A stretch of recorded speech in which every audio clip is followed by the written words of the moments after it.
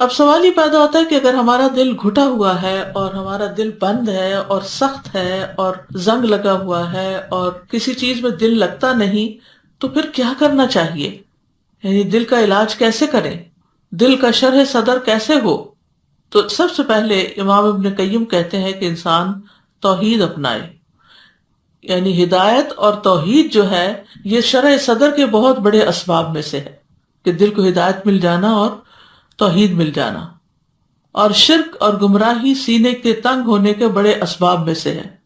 یہ ابن القیم کی کتاب ہے زاد المعاد، اس میں سے یہ آئندہ کافی چیزیں لی گئی ہیں، تو آپ لوگ خود بھی وہاں سے مطالعہ کر سکتے ہیں، زاد المعاد.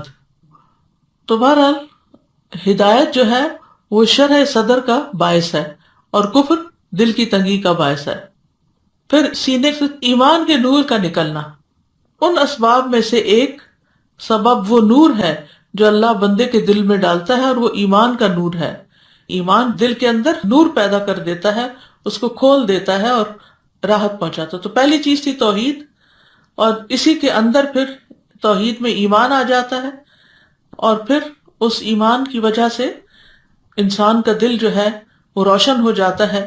اور اگر یہ نکل جاتا ہے بندے کے دل سے، جب یہ نور کھو جاتا ہے اور اس کا سینہ تنگ پڑ جاتا ہے اور دل رکنے لگتا ہے، تو پھر ایک قید خانہ سا بن جاتا ہے اور دل کے اندر ایک گھٹن سی محسوس ہوتی ہے. ایمان سے ہی دل کو ہدایت ملتی ہے. فرمایا وَمَن يُؤْمِن بِاللَّهِ يَهْدِ قَلْبَهُ، جو شخص اللہ پر ایمان لے آئے تو اللہ اس کے دل کو ہدایت بخشتا ہے. دوسری اہم چیز علم حاصل کرنا. علم حاصل کرنے سے سینہ کھلتا ہے.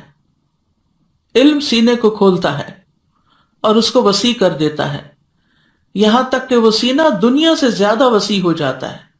یعنی وہ دل پھر صرف دنیا کے بارے میں نہیں سوچتا، وہ آخرت اور جنت اور جہنم کے بارے میں بھی بہت واضح طور پر سوچتا ہے. جہالت سینے کو تنگ کر دیتی. جہالت اندھیرا ہوتا ہے، اندھیرے میں گھٹن ہوتی ہے، تنگی محسوس ہوتی، انسان کی موبلٹی ختم ہو جاتی ہے. تو جہالت سینے کو تنگ کر دیتی ہے، اس کو بند کر دیتی ہے، اس کو محبوس کر دیتی ہے. تو جیسے جیسے بندے کا علم بڑھتا جاتا ہے اس کا سینہ کھلتا جاتا ہے اور وسیع ہوتا جاتا ہے. لیکن ہر علم سے ایسا نہیں ہوتا. علم عمومی طور پر انسان کو فائدہ دیتا ہے، لیکن سارے علم نہیں.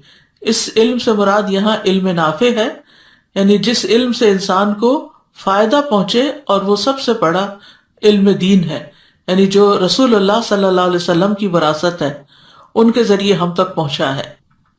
تو جو لوگ اس علم کو صحیح طور پر حاصل کریں، اچھی نیت کے ساتھ، اور اس پر عمل بھی کریں، تو ان کے سینے کھل جاتے ہیں، پھر وہ دل وسیع ہو جاتے ہیں. اور ایسے لوگ پھر وسعت قلبی کا ثبوت دیتے ہیں، ان کے اخلاق پاکیزہ ہو جاتے ہیں، ان کی زندگی سب سے بہترین ہو جاتی ہے.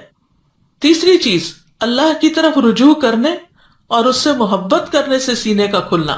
الانابۃ الی اللہ سبحانہ وتعالی، یعنی اللہ سبحانہ وتعالی کی طرف رجوع کرنا اور دل کی گہرائی سے اللہ سے محبت کرنا اور اس کی طرف متوجہ ہونا اور اس کی عبادت سے خوشی پانا. دوسری کوئی بھی چیز بندے کے سینے کو ان سے بڑھ کر نہیں کھولتی. تو جب کبھی دل تنگ ہونے لگے تو فوراً اللہ کی طرف رجوع کریں، اللہ کا ذکر کریں، قرآن مجید پڑھیں، اللہ تعالیٰ کو یاد کریں، تو انشاءاللہ کچھ ہی دیر کے بعد آپ کے دل کی حالت بہتر ہونے لگے گی. اور علامہ ابن القیم کہتے ہیں یہاں تک کہ کبھی وہ کہتا ہے کہ اگر جنت میں میری یہی حالت ہوگی تو سب سے زیادہ خوشگوار زندگی گزارنے والا میں ہی ہوں گا. یعنی اتنا زیادہ شرح صدر ہو جاتا ہے کہ دنیا میں بھی اس کو جنت کا مزہ آنے لگتا ہے.